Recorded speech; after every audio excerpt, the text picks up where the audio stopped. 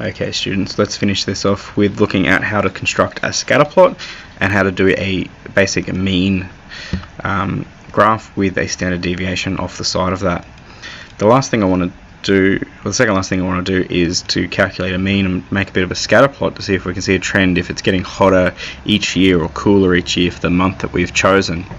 So what I'm going to do is I'm going to collect that information by going equals average and selecting just the month that I want to work in, so 2018.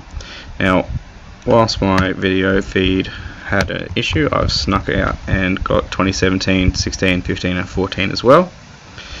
So there's a little bit of extra data here since last time a moment ago, but I've got darker behind me. So I'm just going equals average for each of these months to 2016,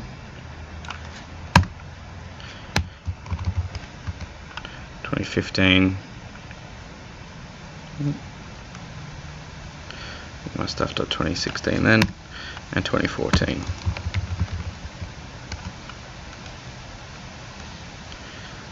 Okay, let me just check 2016 in a moment.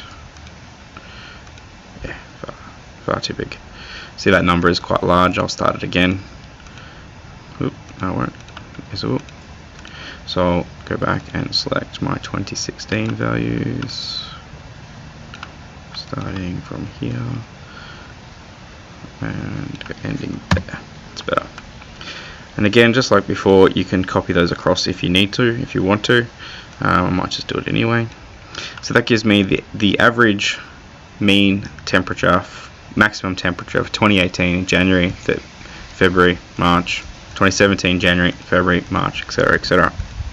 From that, I can actually select this information and go insert scatter plot. Okay, and I get these weird looking dots everywhere. So this has the time down the bottom and the temperature on the side. Now, these 5 dots here don't really show us much of a pattern because, well, one, it's only 5 years information, but two, this side data is only 1.5 degrees different. So let's have a work on that and see if we can actually figure something else out. So I'm going to go up to format and select format selection, and I'm going to first start with the y-axis there, and I go over to here to axis options, and I can have a bit of a play with things. Well, I'm going to get rid of 34 as a minimum. I'm going to put 20 degrees as my minimum, and that kind of gives me a bit more of an idea of how that's looking. Okay, so I know the minimum roughly is about 20 degrees, so I've just put that there, and that shows me that, yeah, it's a bit of a straight line. I can actually also have a look at if that is a straight line by selecting the plus here and hitting trend line. So insert a trend line. Further to that, oh, I got rid of it.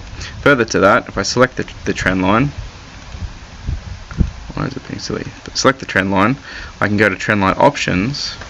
I can even see an equation. If you've done any maths in year 8, you see that we've got a gradient of 0.1. So every 10 years it might go up 0.1 degree. Yeah, not very much at all. Not much of a pattern there. Okay, a lot of other options you can do. You can get rid of these half year options. So these tick marks are every half. Let's get rid of that and just put 1 so we can see that that's 2014, 15, 16, 17, 18, and so on and so forth. If you didn't choose January, you could just slide that one across to February, get a bit of a different graph there that you can make a choice. So you can see that one each year it's maybe slightly getting hotter, nothing really to worry about. That one a bit more, so February's are getting a bit warmer. Okay, so that's our time scatter plot. You may have done those in class before. Just drop that off to the side here. Go away. There we go. Now the next one I want to do is I'm going to go back to my mean. So this is my graphing the mean with the standard deviation. So we did that work here where we got the average temperature for all of the January months for all of the years. And actually I might even expand that just because I know that I've got more data there. So if I go back and expand my selection, so 2018 all the way down to 2014, I might have some better data to play with. I'll do the same here, number, raw data, select, So get some new information here. drag that across, and I've got a 5 years of data all averaged out there. Now, it's very convenient, or very easy for people to just select this and draw a graph, but graphing those two things side by side is kind of meaningless. What we want to see is our average value plus 1 standard deviation and minus 1 standard deviation. So I'm going to include that information. So I'm inserting a new row above and below that, and this is going to be mean plus 1 standard deviation. Might refresh that. And this is the mean minus the 1 standard deviation.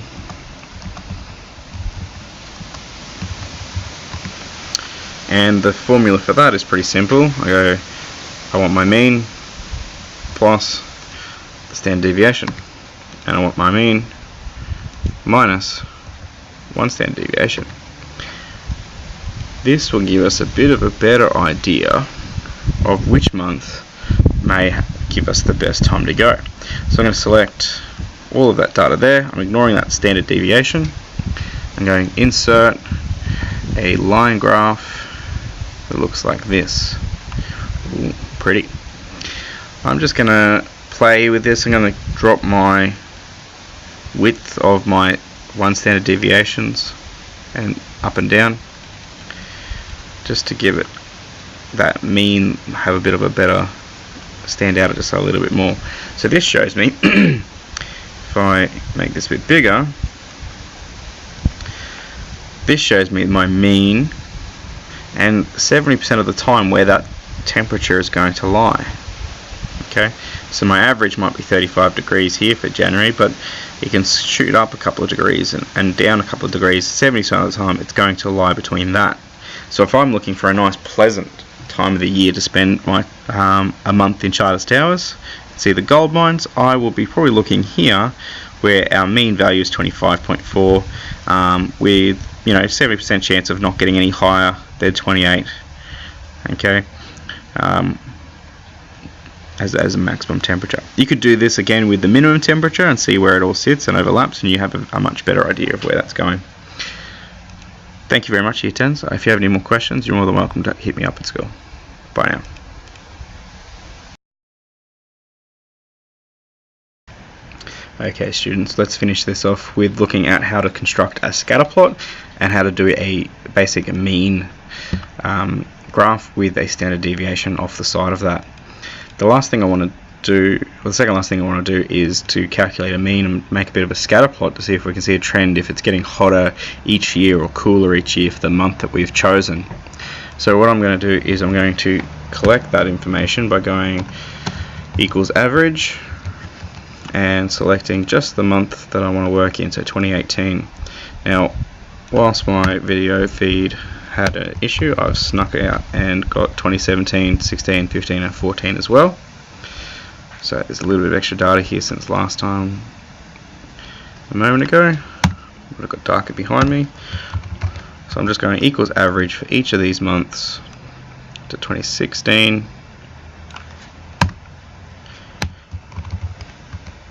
2015, my stuff to 2016 then, and 2014.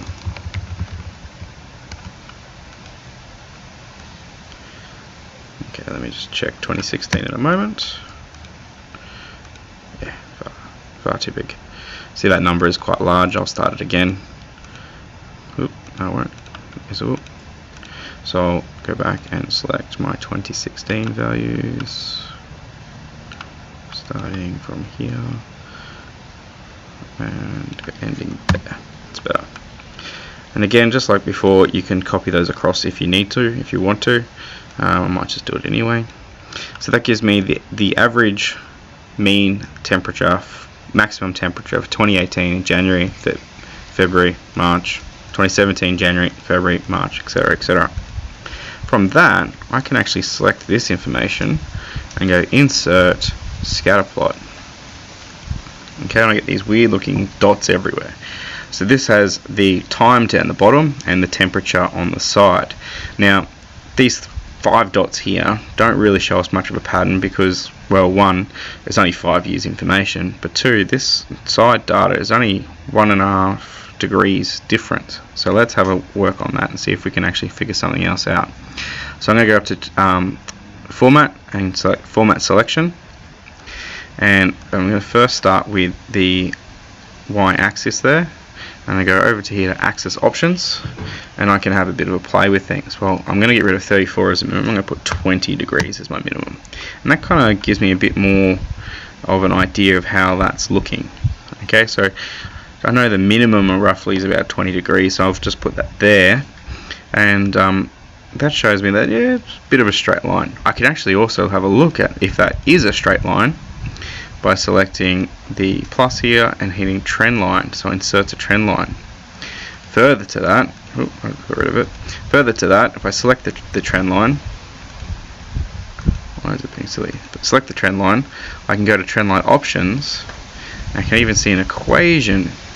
If you've done any maths in year 8, you see that we've got a gradient of 0.1. So every 10 years it might go up 0.1 degree. Yeah, not very much at all. Not much of a pattern there. Okay, a lot of other options you can do. You can get rid of these half-year options. So these tick marks are every half. Let's get rid of that and just put 1 so we can see that that's 2014, 15, 16, 17, 18, and so on and so forth. If you didn't choose January, you could just slide that one across to February, get a bit of a different graph there that you can make a choice. So you can see that one each year it's maybe slightly getting hotter, nothing really to worry about.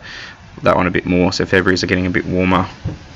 Okay, so that's our time scatter plot. You may have done those in class before. Just drop that off to the side here. Go away. There we go. Now the next one I want to do is I'm going to go back to my mean. So this is my graphing the mean with the standard deviation. So we did that work here where we got the average temperature for all of the January months for all of the years. And actually I might even expand that just because I know that I've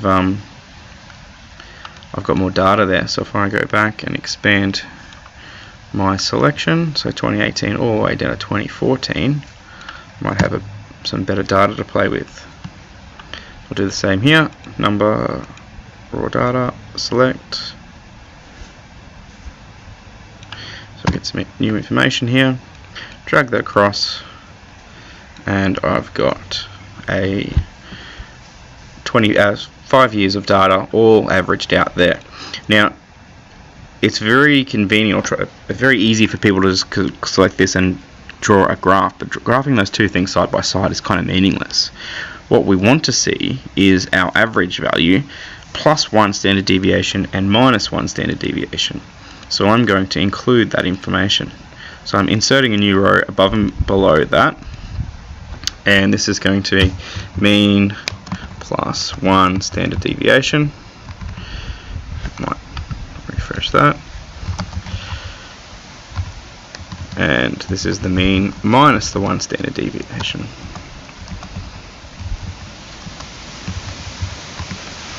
And the formula for that is pretty simple. I want my mean plus the standard deviation, and I want my mean minus 1 standard deviation. This will give us a bit of a better idea of which month may give us the best time to go. So I'm going to select all of that data there. I'm ignoring that standard deviation. I'm going to insert a line graph that looks like this. Ooh, pretty. I'm just going to play with this. I'm going to drop my width of my 1 standard deviations and up and down, just to give it that mean have a bit of a better stand out just a little bit more. So this shows me if I make this a bit bigger, this shows me my mean and 70% of the time where that temperature is going to lie. Okay, so my average might be 35 degrees here for January, but it can shoot up a couple of degrees and down a couple of degrees. 70% of the time it's going to lie between that. So if I'm looking for a nice pleasant time of the year to spend my a month in Charters Towers. See the gold mines, I will be probably looking here where our mean value is 25.4 with 70% chance of not getting any higher than 28. Okay, as a maximum temperature. You could do this again with the minimum temperature and see where it all sits and overlaps, and you have a much better idea of where that's going.